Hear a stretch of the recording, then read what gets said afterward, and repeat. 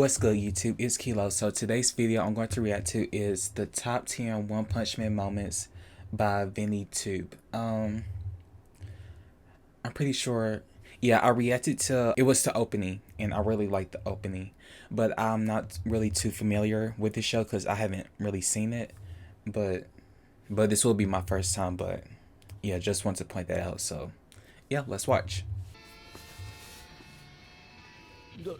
誰じゃね君は。俺はヒーローをやっているものだ。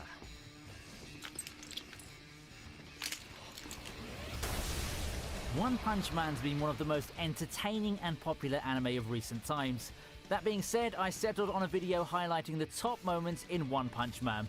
That's right, I wanted to make a compilation that's all about our beloved, albeit a tad bit lazy hero who sacrificed his hair for power. I seen his name on the intro, not the intro, but the description. How you pronounce it? Saitama? Saitama? If you know how to pronounce it, just let me know in the comment. We start off the list highlighting the battle from the very first episode, that's Saitama versus the Giant Man. A regular dude called Marugori became the towering mutant menace Giant Man after taking the ultimate steroid drug Biceps Brachii King that his scientist older brother created. These two, though mainly it was Giant Man's doing while his brother egged him on, caused a lot of damage to various cities. Finally, Saitama steps in and lives up to his name as he literally knocks Let the whole Giant Man footprint out. on the city.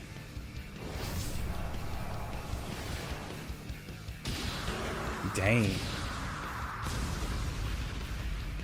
圧倒的な力ってのはつまらないもんだ。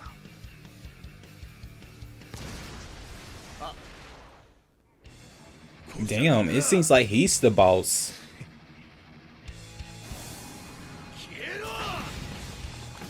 Oh. Okay, combat. Not straying too far from episode 1, at number 9 we have Saitama's next opponents, the Subterranean people. Keeping in the introduction arc, this next battle was a bit unusual. First, a mysterious assailant attacked Saitama while he was relaxing in his apartment. Saitama. When he tried to fend them off, his usual one-hit KO didn't work. Secondly, the assailant belongs to a large group of creatures called the Subterraneans. Their home within the Earth's crust is overpopulated, and they've come to seize the surface world for new real estate. And as if the regular Subterranean people weren't bad enough, the Subterranean King is a total unit. But it turns out that Saitama was just dreaming up the entire epic encounter. The fight was wonderfully animated and has some really great hand-to-hand action. I can see. Okay.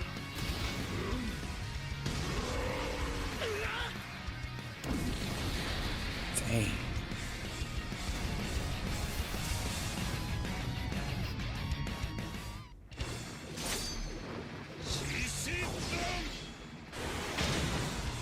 Whoa.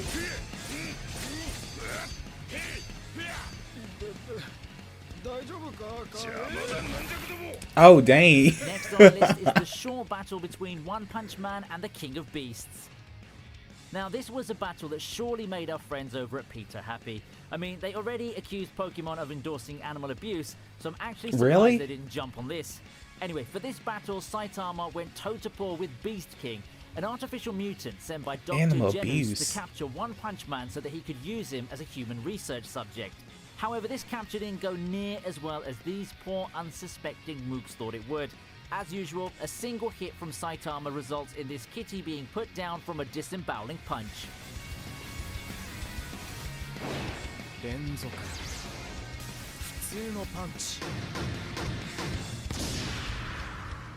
Dang. So I wonder if he like the only character in this series that can actually do that. Like do like the significant, like the crazy Moving on to number 7, punches. Saitama saves Genos. In a superhero series, it's expected for the titular hero to save the damsel in distress. Even though Genos isn't a damsel per se, he was definitely in distress. And by whom, you ask? Well, as it happens, he's in distress because of a damsel. That's if you consider someone like Mosquito Girl, who absorbs the blood her swarms of blood-sucking insect servants harvest from bodies until they're dead husks, to even qualify as a damsel. Dang. Especially considering the fact that she was completely merciless with the cyborg in their fight, literally cutting him down to size by taking a limb and slicing him open. But just because she laid down the coup de grace, Saitama went from one punch man to one slap man as he pimp smacked Mosquito Girl into a truly bloody mess across 3 buildings. One slap man. Oh. Dang. かうぜ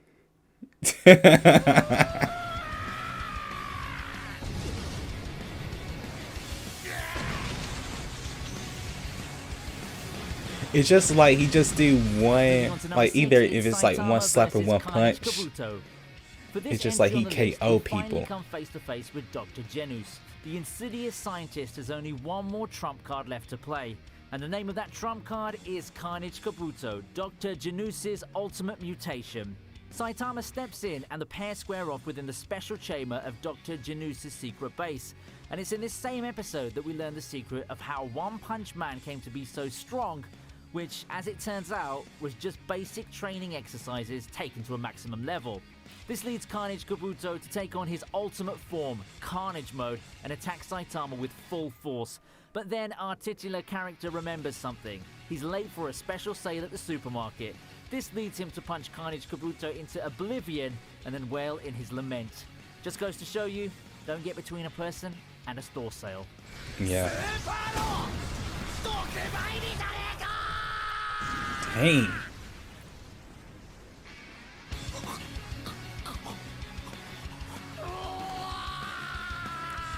Listen, he's the boss. This should have been him, boss, versus like what you call it, peasants, something like that, because he's making the bosses look weak.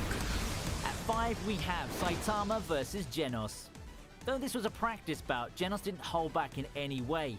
We see fluid, motion-focused animations throughout this scene. This type of animation style is hardly easy to do, so kudos to the artists and respects to their surely dead wrists for pulling off this frame-by-frame feat. Anyway, the main point of this practice was for Genos to experience Saitama's strength firsthand after they both passed the National Superhero The graphics Registry going exam. crazy. However, he wanted the bold hero to take it seriously. At first he didn't, which is something we've all come to expect of Saitama at this point. So when Genos reiterates that he wants his master to be serious in this practice bout, he gets exactly what he wants. He's fast.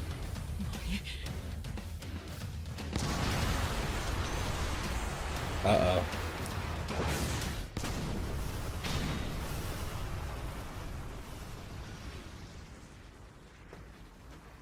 腹減った飯だ飯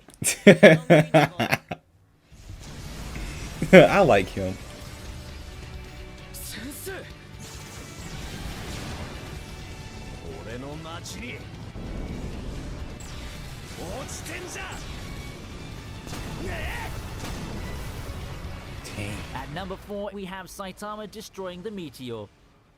Prior to Saitama coming in to stop the meteor, several S-rank heroes made their own attempts to destroy or even steer the meteor away, but they all failed. Genos made an attempt and seemed like he could pull it off, but he exhausted too much of his body's energy and blaster power that he went into an automatic shutdown. Dang. Enter Saitama, every bit the badass he is, as he goes up, up and away to blast through the ball of rock and fire. The animation for this best moment is more focused on objects and background, which shows how much attention the artist gave to this scene. Again, let's pray for the dead wrists of these hard-working creative people. 一見落着だな一匹も逃がさない He went crazy.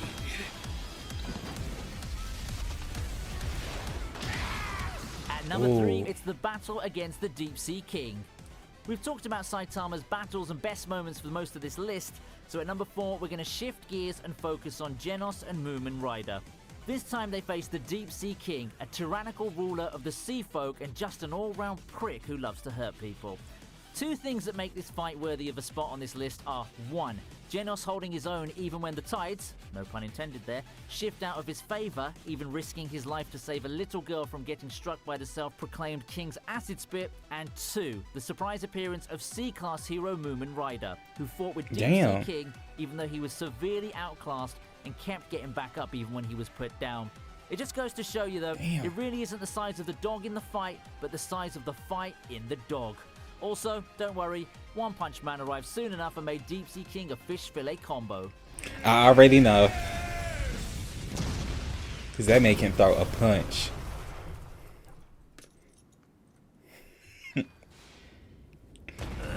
Like, he just making these bosses look terrible. In the second to last top moment, we're focusing on the S-rank heroes and their battle with an absurdly powerful enemy known as Melzargard. Again, we're changing focus from our titular character to others. In this case, the S-rank heroes Silver Fang, Atomic Samurai, Metal Bat, Puri Puri Prisoner, and their enemy, the monstrous alien Melzargard, a member of the Dark Matter Thieves and one of the main antagonists of the Alien Conquerors arc. It's only when Metal Bat makes a surprising discovery of a marble in one of the separated parts of Melzargard that the heroes figure out how to defeat this monstrous alien. One by one, each of the S-rank heroes makes an awe-inspiring display of their respective skills as they crush each marble. This battle was hardly easy for the S-rank heroes, but nonetheless, they come out victorious and eventually manage to defeat him. これだけ何度も見ていれば猿でも要領をつかめるわい。それで大手じゃ。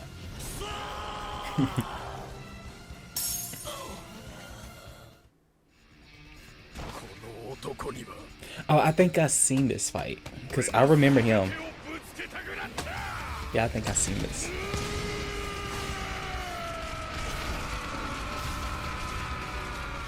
And finally, ladies and gentlemen, we've come to the moment we've all been waiting for. The most epic moment within the One Punch Man series of all time. Or at least so far until Season 2. This moment's about Saitama's battle with Lord Boros, the Cyclops-like leader of the Dark Matter Thieves. How many Much seasons like Saitama, are the there? intergalactic villain deals with an existential crisis in which he lost all thrill in life after becoming so powerful. How does Lord Boros remedy this? By launching an invasion on Earth to find a worthy opponent as suggested by a prophecy, of course, and eventually his search led him to meet One Punch Man. I could go on about what makes this battle number 1 on the list, but I'll just list the 2 main points. The first is that Lord Boros actually survived Saitama's fabled one-hit KOs, and the second is that this battle's the longest that Saitama has ever had with any of his past enemies. Both combatants exchange blows and don't hold back whatsoever.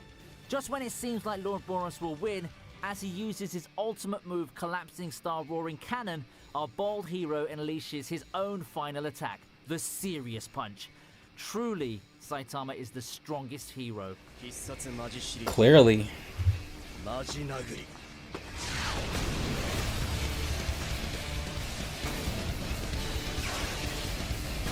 That boy is something else.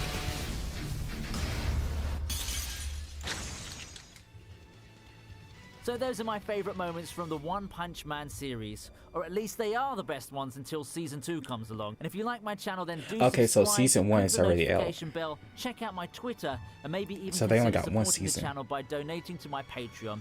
Until next time, my otakus in prop replica arms, see ya! Wait, hold on, so they made a...